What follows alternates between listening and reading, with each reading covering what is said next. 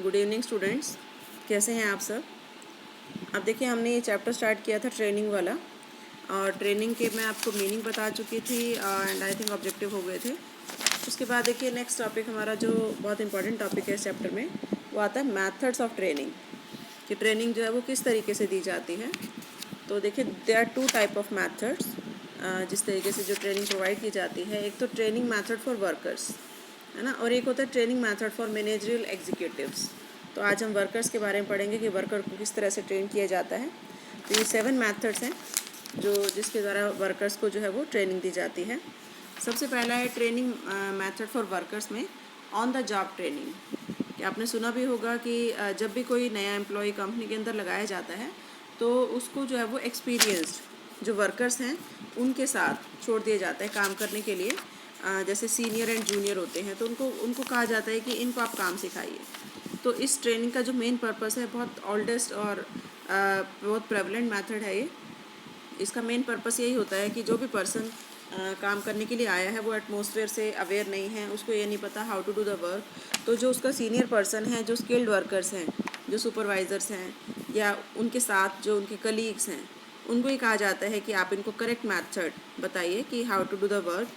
और जो वर्कर है काम सीखने वाला, वो उसको सुनता है और वो लर्न करता है जॉब को, है ना, while watching other workers doing the same job. कि दूसरे वर्कर जो काम कर रहे हैं उनको देखते हुए जो वर्कर्स है वो लर्न कर लेता है। तो बहुत सिंपल मेथड है। अब देखिए इसके advantage, it's a very simple method of training. और इसके साथ साथ जो ट्रेनी है उसका इंटरेस्ट भी पता चल जाता है लर्निंग में कितना है ना। और इसके साथ जो ट्रेनी है वो भी सीखता है कि एक्चुअल जो कंडीशन है वर्क की उसमें किस तरह से काम करना है, और इसमें सीखता भी है और वेजेस भी मिलते हैं, है ना। ट्रेनिंग भी हो रही है और उनको जो रेमुनरेशन है, जो उनकी वेजेस हैं, वो भी मिलती हैं। और जो मैनेजर्स हैं वो भी मैनेजर्स अनेबल होते हैं कई बार ट्रेनिंग देने के लिए, कि उनके पास टाइम की कमी होती है या उनको लगता है कि पता नहीं वो काम सिखा पाएंगे या नहीं सिखा पाएंगे।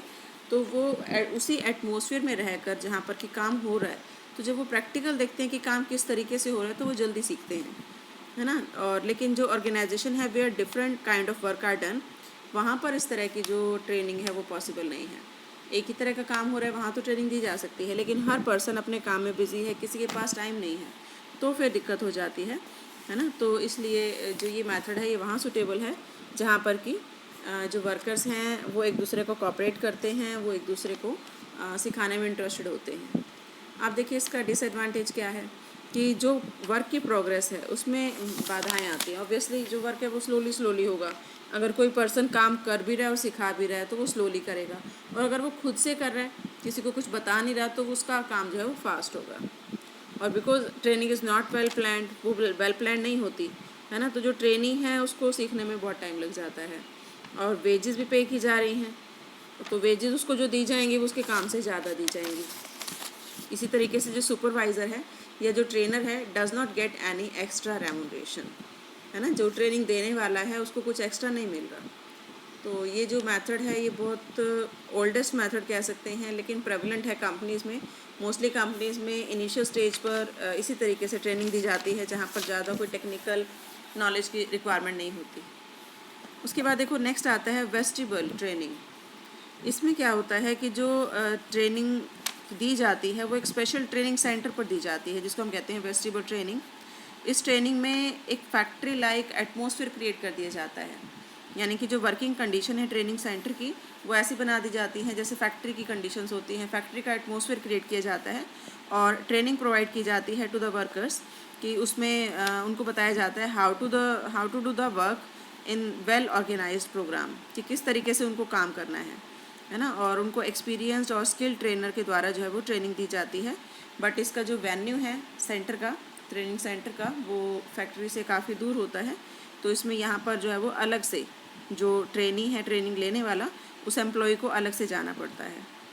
अब देखिए इसके क्या मेरिट्स हैं कि यहाँ पर जो ट्रेनिंग है वो प्री प्लान्ड होती है, डेफिनेट होती है ना। कि इनका काम ही यही है ट्रेनिंग करवाना, कोई प्रोडक्शन नहीं करते, ये सिर्फ ट्रेनिंग देने का काम करते हैं। तो इसलिए जो फैक्ट्री वर्क है उसमें कोई हिंड्रेंस, कोई बाधा नहीं आती। और इसके साथ इसमें बहुत सारे जो ट्रेनी हैं वो एक साथ ट्रेनिंग ले सकते हैं, जो ऊपर वाला ट्रेडिशनल मेथड था उसमें तो ये था कि एक पर्सन को ही ट्रेनिंग देगा। यहाँ पर एक पर्सन बहुत सारे पर्सन को ट्रेनिंग दे सकता है, क्योंकि उसने कुछ और नहीं करना, यही काम है उसका, है ना। और ट्रेनिंग जो है वो स्किल्ड और एक्सपीरियंस पर्सन द्वारा दी जाती है। बट इसके अंदर कुछ कमियाँ भी हैं। एक तो ये बहुत एक्सपेंसिव मेथड है, ऑब्वियसली पूरा सेंटर है, फैक्ट्री लाइक एटमॉस्फेयर उन्होंने तैयार किया हुआ है, तो ऑब्वियसली वहाँ पर जो कॉस्ट है वो बहुत ज़्यादा आएगी, जो कि कंपनी को बियर करनी पड़ती है। And it is too difficult to create factory like atmosphere. जो हम कहते हैं कि फैक्ट्री लाइक एटमॉस्फेयर हम क्रिएट करेंगे, तो वो बहुत डिफ़िकल्ट हो जाता है प्रैक्टिकली उसको इम्प्लीमेंट करना। तो ये हमारा सेकेंड मेथड है। उसके बाद देखिए थर्ड आता है अप्रेंटिसशिप ट्रेनिंग। ये जो ट्रेनिंग मेथड है ये सूटेबल है उन कंपनीज़ के लिए जहाँ पर लंबे टाइम की ट्रेनिंग की रिक्वायरमेंट है, लॉन्ग पीरियड ऑफ प्रैक्टिस। किसी भी काम को कंप्लीट करने के लिए एफिशिएंसी ज़्यादा चाहिए, तो फिर अप्रेंटिसशिप ट्रेनिंग दी जाती है। इसमें जनरली जो स्टूडेंट्स होते हैं, जैसे ITI है, वहाँ पर जो स्टूडेंट्स हैं उनको इस तरह की ट्रेनिंग दी जाती है। उनको भेज दिया जाता है कि वो पढ़ते भी रहें और उनके साथ साथ उनकी स्टडी चल रही है, और उनको ट्रेनिंग पर भेज दिया जाता है कि आप यहाँ जाकर कुछ टाइम के लिए काम कीजिए, आपको जो है वो एक्सपर्ट के सुपरविज़न में काम करना है। तो बहुत माइनर सा रेमुनरेशन इनको दिया जाता है, बट इसमें कुछ सिखाया जाता है। तो इस मेथड में जो ट्रेनी है, trainee is called apprentice. Apprentice उसको कहा जाता है, और इसका जो पीरियड है वो 2 से 5 साल का होता है, मतलब लॉन्ग ड्यूरेशन होता है। ये एक्सपेंसिव मेथड है ट्रेनिंग का, है ना, क्योंकि इसमें बहुत लंबे टाइम के लिए रेमुनरेशन भी मिलता है एम्प्लॉयर से, और बहुत लंबे टाइम के लिए ट्रेनिंग दी जाती है।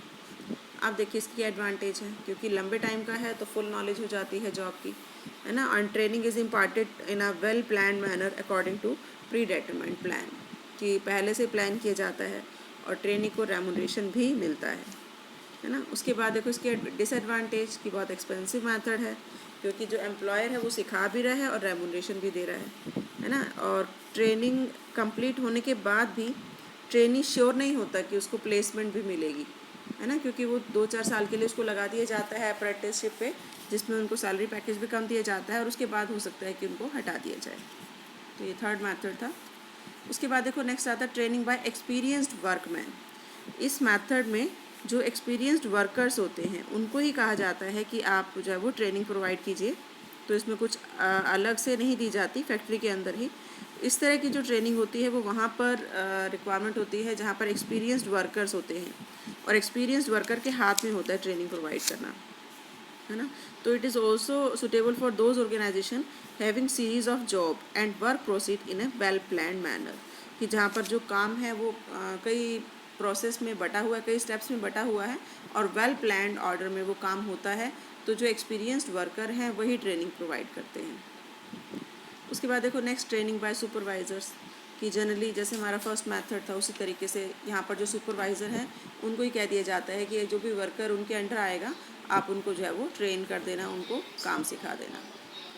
नेक्स्ट है ट्रेनिंग एट ट्रेनिंग सेंटर। तो जब जो कंपनी है वो टेक्निकल ट्रेनिंग सेंटर पर अपने जो एम्प्लॉयज़ हैं उनको भेजती है, और स्पेशल ट्रेनिंग सेंटर सेटअप किए जाते हैं कंपनी के द्वारा। इनको हम training centre, technical training centre भी कहते हैं। तो डिफरेंट जो ट्रेड्स होते हैं वो इस ट्रेनिंग सेंटर्स के थ्रू टेक्निकल ट्रेनिंग या थियोरेटिकल ट्रेनिंग दिलवाते हैं अपने एम्प्लॉयज़ को, और कोशिश की जाती है कि जो एम्प्लॉयज़ हैं वो इस ट्रेनिंग सिस्टम में, चाहे ओल्ड एम्प्लॉय हैं या न्यू एम्प्लॉय हैं, वो स्पेशल ट्रेड स्पेशल जॉब के लिए यहाँ पर जाएं और अपनी ट्रेनिंग लेकर आएँ, है ना। तो इसका मेन पर्पस होता है टेक्निकल एजुकेशन उनको प्रोवाइड करना। तो इसका भी वही मेरिट है कि कोई हिंड्रेंस नहीं आता प्रोग्रेस में, और इसी तरह से थियोरेटिकल ट्रेनिंग भी दी जाती है और टेक्निकल भी दी जाती है। जैसे आपने अगर कंप्यूटर सीखना है तो आपको कहा जाएगा कंप्यूटर सेंटर पे भेजा जाएगा और वो आपको सिखाएंगे, है ना। तो ये क्या हो गया ट्रेनिंग सेंटर। अब इसका ड्रॉबैक क्या है, ऑब्वियसली एक्सपेंसिव मेथड है ना। और अगर ट्रेनी लार्ज हैं तो प्रॉपर ट्रेनिंग प्रोवाइड नहीं की जा सकती, है ना। नंबर ऑफ़ जो ट्रेनीज़ हैं अगर वो बहुत ज़्यादा हैं, तो अगर सपोज़ 100% को एक ही पर्सन ट्रेनिंग दे रहा है, तो उन 100 में से हो सकता है 1 या 2 ऐसे भी हों जिनको कुछ भी समझ में ना आए, है ना। तो उसमें ये थोड़ा सा सक्सेसफुल नहीं होता। अब देखिए लास्ट आती है इंटर्नशिप ट्रेनिंग। ये जो इंटर्नशिप ट्रेनिंग है इसका मेन पर्पस है to impart technical and practical training. इस मेथड में दोनों टेक्निकल नॉलेज भी दी जाती है और जो थियोरेटिकल नॉलेज है वो भी प्रोवाइड की जाती है, theoretical and practical both. Professional educational जो इंस्टीट्यूशन है वो इसमें पार्टिसिपेट करते हैं। जैसे आपने सुना होगा चार्टर्ड अकाउंटेंट का कोर्स होता है कि इंटर्नशिप कर लिया आपने, तो इंटर्नशिप क्या है, वो ट्रेनिंग है ना। तो उसमें जो जो भी प्रोफेशनल कोर्सेज़ हैं, एजुकेशनल इंस्टीट्यूशन इस तरह की ट्रेनिंग प्रोवाइड करती हैं, वो अपने जो स्टूडेंट्स हैं उनको किसी के अंडर काम करने के लिए भेजती हैं कि ताकि वो वहाँ से ट्रेनिंग लेकर आएँ। तो ये शॉर्ट टर्म के लिए होती हैं। तो जस्ट ये कहाँ पर यूज़ होता है, जैसे मैनेजमेंट के लिए it is essential for management, legal practitioner, medical practitioner, जैसे आपने MBBS किया है या MD की है तो आपको प्रैक्टिस के लिए भी किसी के अंडर काम करना होता है, तो इसको हम कहते हैं इंटर्नशिप ट्रेनिंग। तो आई थिंक क्लियर हो गए होंगे। ये पढ़ना, इसके बाद फिर हम नेक्स्ट टॉपिक लेंगे training methods for managerial executive.